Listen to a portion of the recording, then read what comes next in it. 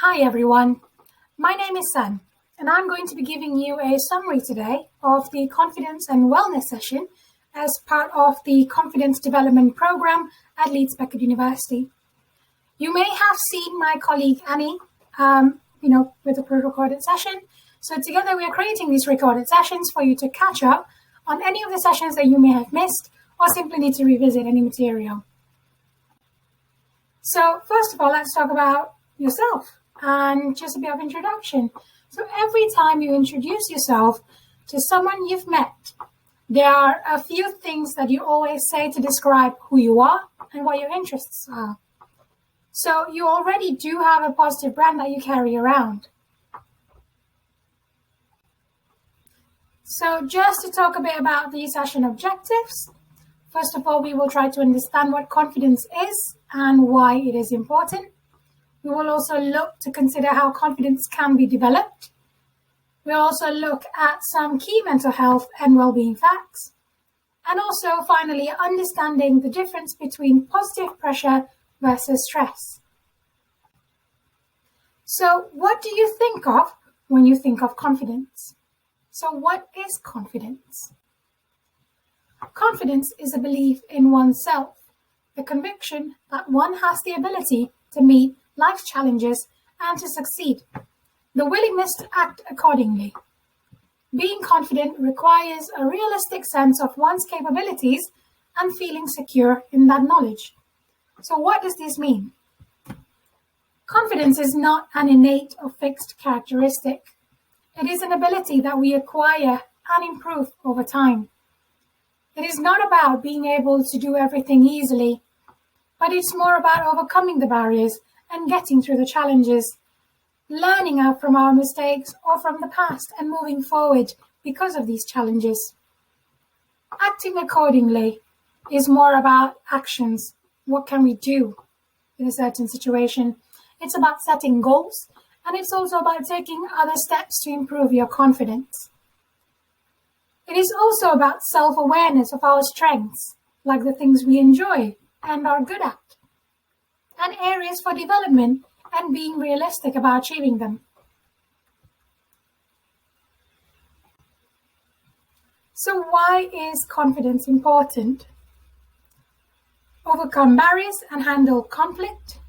We should seek out opportunities for personal growth, being convincing and trustworthy, teamwork and leadership, building relationships and connections, and also for general well-being and happiness. We all face difficulties and challenges, and confidence is a tool that we use to overcome these. This might be in the form of managing and negotiating disagreements or differences in opinion. Or it might be about taking risks and putting yourselves out there to grasp opportunities for learning and development. Confidence is also a big part of how we are perceived by others. We are often drawn to confident people. In fact, the research published by the Journal of Personality suggests that we like people we perceive to be more confident, more than people who don't. Please note that this is not necessarily people who are confident, it's just more about how we see them. But it is an important trait for leaders and team members alike. It enables us or others to have faith in their abilities, trust their judgment, and take these ideas seriously. If we have confidence in ourselves, or at least if we project it, then others will have confidence in us. But confidence is not about pretending, although it can be one way of starting out. It's more about leaning into your vulnerability and your honesty. And they are important parts of developing and demonstrating confidence as well. And it can absolutely be a helpful way to foster relationships, whether with peers on a course, colleagues in a workplace, friends, acquaintances, and wider networks. And finally, one other aspect of confidence is about believing that you have the right to be happy. And we will touch on this throughout the session today. So there are three key ways to develop confidence that we're going to focus on today. and others we are going to look at in future sessions. So we have the confidence onion over here, which comprises on self-awareness, exploration, and support. Self-awareness is about acknowledging the emotions that we are feeling. Exploration is about practicing and leaning into challenges when we face them. And finally, support. And this is where we look at, our networks and role models that we look up to. So first of all, we will start with self-awareness. This is about acknowledging our emotions, thinking about ourselves, which we will be covering in the mindset session. Confidence is important in many different aspects in life, and it can also vary in different aspects of our lives. It is really complex and difficult to pin down, but as a start, it can be helpful to think through some of the different scenarios that challenges our confidence. Are there any scenarios where we do feel confident? Not just comfortable, but confident to take risks, to confront these challenges, or make our voices heard. And when these situations come up where we don't feel so confident, it is worth stopping and acknowledging the feelings that we are experiencing. So now we move on to exploration, which is the second layer of our confidence onion. Confidence often comes from past experiences. It means that it can be influenced by experiences that we've had in our childhood, past trauma, or the way we've responded to situations previously. But it also means that we can cultivate confidence through thinking about our achievements and the things that we have succeeded in previously. So one way to grasp opportunities is to plan. And you can start with this question: my big career goal is. And take some time, if you want, to pause the session now to actually think about it and have, get a piece of paper and a pen to look and write everything down if you want. So it doesn't have to actually be your career goal. It can be anything. What is your big life goal? And write it down so that it's there in front of you. And then work that backwards. Break it into smaller, realistic, and achievable chunks. This way, we can feel a sense of achievement and start to build our confidence as we move towards our goal and try out different things along the way.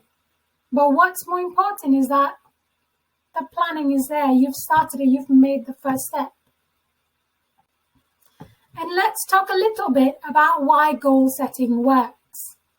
Just setting goals can be a big step towards achieving them. The reticular activating system, or also known as RAS, is one of the reasons why setting yourself goals can work. Just a little bit of neuroscience to help you hack your own brain, change your mindset, and achieve your goals. The reticular activating system, or RAS, is a bundle of nerves at our brainstem that filters out unnecessary information so that the important stuff gets through. The RAS is the reason why you learn a new word and start hearing it everywhere. It's also why you can tune out a crowd full of talking people, yet immediately snap to attention when someone says your name or something that at least sounds like it. Your RAS takes what you focus on and creates a filter for it. It then sifts through the data and presents only the pieces that are important to you. All of this happens without you noticing. The RAS programs itself to work in your favor without you actively doing anything.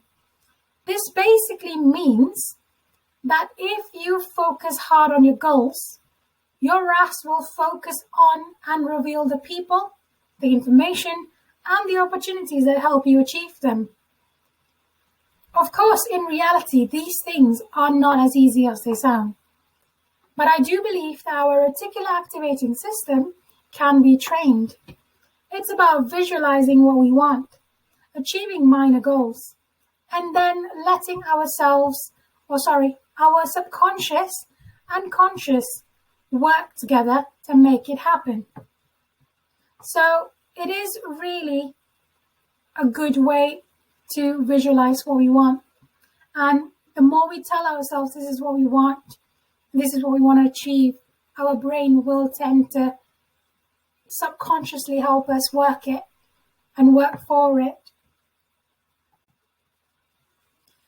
But you don't have to do this all on your own, and that's where support comes in. Whether if it's working with your friends or your peers to hold each other accountable, gaining feedback from each other, like you've done, in your previous sessions, or talking through your ideas with your lecturers or your careers team, or even your student mentors. Support is a big part of building your own confidence. Bandura's theory talks about the vicarious experiences and seeing others like you succeed. And this is why it's so important to have role models. And the key to this is building support networks, seeking mentors, and learning from those around you. This can really be hard when you feel like you don't see people like you in areas you might want to go to. But one aspect of this is network. So it is often easier to give support or encouragement to others. But can we think about how we might encourage ourselves in the same way? So for example, you can see the Dino comics on the screen. Someone's being mean to my friend, and you immediately want to stand up for your friend. You immediately want to take the side. You immediately want to, say something about it. But when someone's being mean to you, sometimes you just accept it. You're like, oh yeah, I deserve this, absolutely. But the truth is you don't. You don't deserve this. You deserve the same encouragement and support that you give to others for yourself. And the way to give love is make sure that you love yourself. And that comes perfectly into, what Michelle Obama says. We need to do a better job of putting ourselves higher on our own to-do list. And that's absolutely true. We tend to, put others on our to-do list, and we tend to prioritize other people's needs. And for example, that happens, in your personal life or in your work life. But the thing is, you have to stop and think am I putting my needs? Am I prioritizing my needs? So really, really important to put yourselves higher on your to-do list. So we spoke at the start how confidence can boost your general happiness and well-being. So I'd like to talk you through some of the key mental health facts. As people, we all have mental health. We all sit somewhere on the matrix. We may not have a specific mental health condition or illness, but we all need to take care of our mental health and well-being. If we are thinking about mental health conditions, these are also really common. It is estimated that 1 in 6 people in the past week have experienced a common mental health problem. And this is the research done by the Mental Health Foundation. And mental health conditions are the number 1 cause for sickness absence in the UK. They don't just affect certain types of people, although certain groups are more commonly diagnosed with mental illnesses. Mental illnesses are not a sign of weakness because they can affect any one of us. This means that we all need to be looking out for each other and ourselves and taking steps to look after ourselves, and this includes seeking help when we need it. So, transitions like starting a new job, relocating to a new area can be significant triggers for our mental health and well-being. This is absolutely true. We adopt habits that help us throughout our day. It allows us to expend less brain power on the routines of our day, so we have more energy for novelties that life throws our way. It's something that we call muscle memory. Our brain goes on autopilot. It's a powerful adaptation that provides a level of comfort, as I said earlier, as our brains go onto a sort of autopilot mode. However, When these routines get disrupted, our brains are forced to engage fully in order to ensure our needs continue to be met. And that is something that is called cognitive loading. This can cause stress to our systems as we are forced to find a new normal. Change impacts on how we view the world and how we see ourselves. It challenges us in ways that shifts our worldview. And as our circumstances shift, so does our brain. The neural pathways that are built during big life transitions provide opportunities to develop new insights about the self. Whether the transition is positive or a challenge is to overcome, we might need to be faced with a need to reevaluate how we define ourselves. In a career transition, whether taking on a new role or starting work at a new company or switching career trajectories, you may be faced with redefining how you view yourself in relation to work. And also, a key transition that we often don't talk about is from graduating university or leaving university to work. And it's because we do lose a sort of social or familial networks that we've created with our friends at university. And that's why research has shown that the depression onset in the UK is about 24 years old. So please understand that you are not alone. And if you do need help, please seek out for help. Everyone deserves to get some help if they need to. So, giving to others, physical activity and self-development activities have been proven to develop positive mental health benefits. This is absolutely true, according to the NHS research in 2020, because it links closely with the ways of developing confidence that we've discussed earlier. We're not saying that, giving to others physical activities or self-development activities will solve mental illnesses.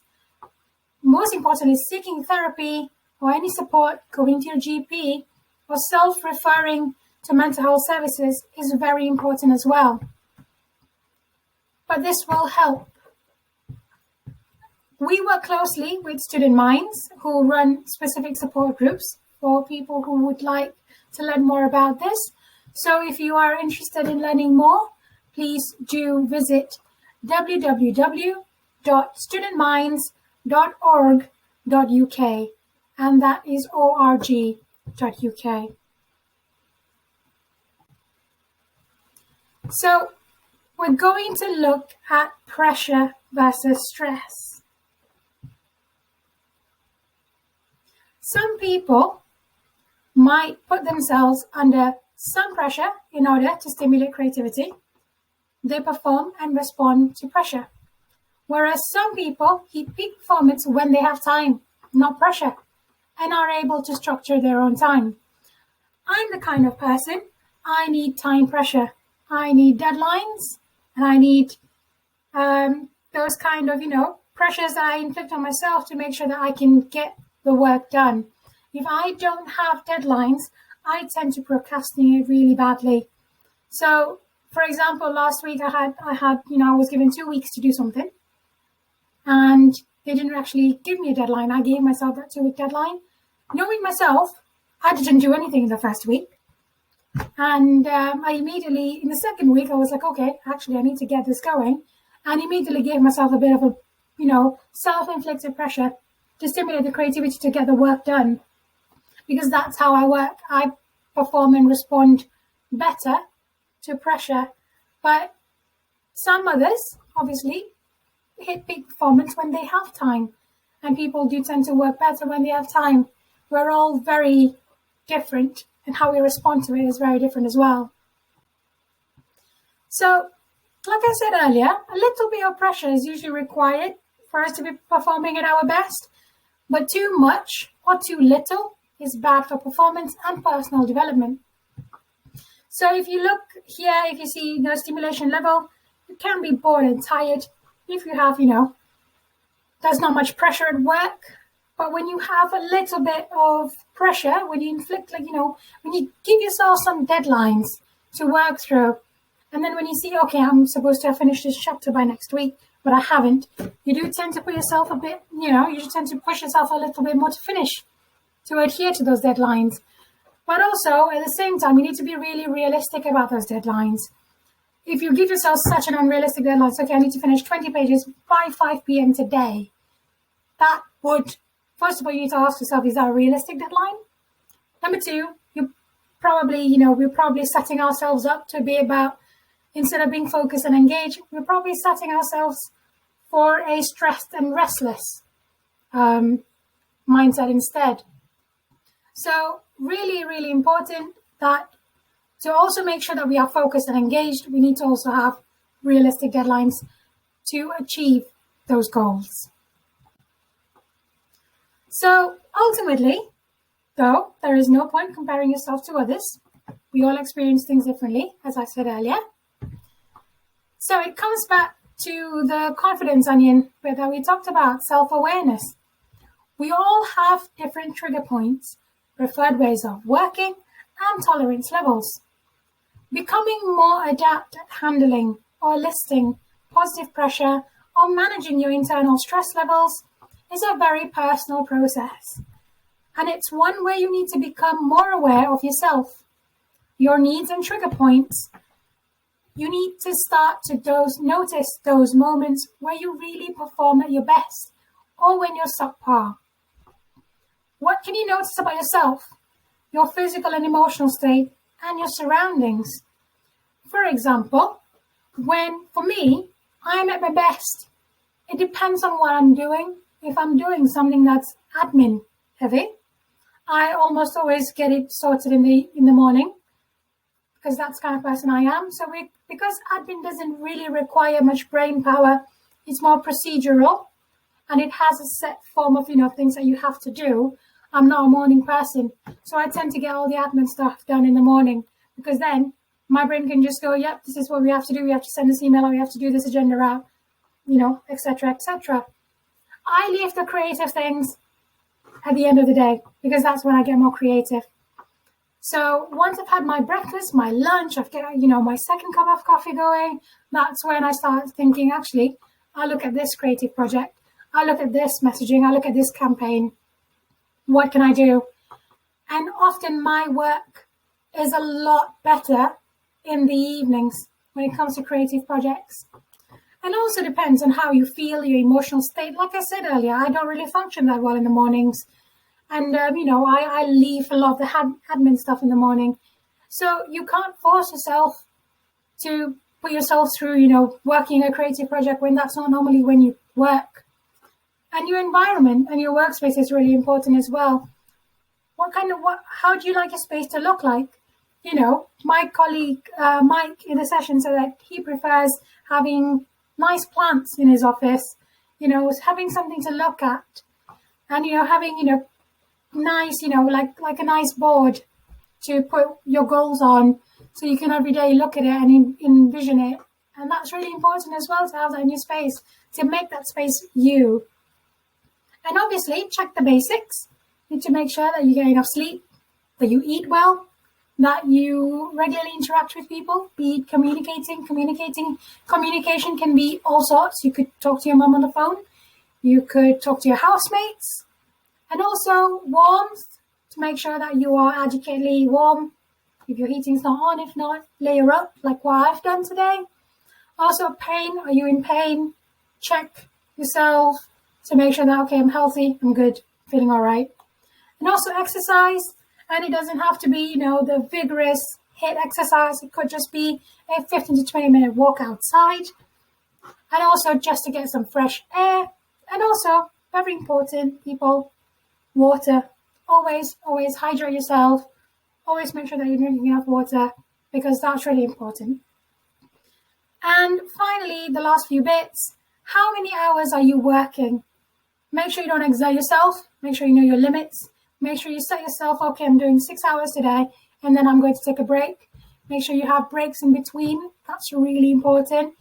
I know, we're all working at home. We're all studying at home. It's so important for you to take that 10 minutes break to get yourself away from the screen and also stretch your legs. And very important as well, boundaries. Please know your boundaries. Don't be afraid to say no. Don't be afraid to push back. If you can't do something, say it. And also notice what is helping or hindering you. Be aware of your surroundings. Know what's stopping you from doing something, what's stopping you from going out for a walk. And ask yourself those kind of questions so that you can get through it and you can overcome your thoughts. So at the end of the day, we all go through the same stuff differently. For example, there's two little puppies there. How deep is the mud really depends on who you ask. What might be difficult for you might not be difficult for others. What might be easy for you might not be easy for others. So, as Beyonce says, if everything was perfect, you would never learn and you would never grow. Confidence, well-being, and mental health, they're all lifelong projects. We all go through times when we struggle with all these things. It is okay and normal. And it is really normal to not be okay. We don't know which experiences are going to be important. The times when we are struggling might help us grow when we look back. But the good news is, as we work on and develop our confidence, each step we take is a big part of our journey of moving forward with these things. And hopefully, this program can be a part of your journey too. So that's the end of the refresher session. Thank you for, watching it. If you have any questions, please do get in touch with us and or with the program lead in Leeds Becker University. So yes, well, we'll see you soon. Take care. Bye.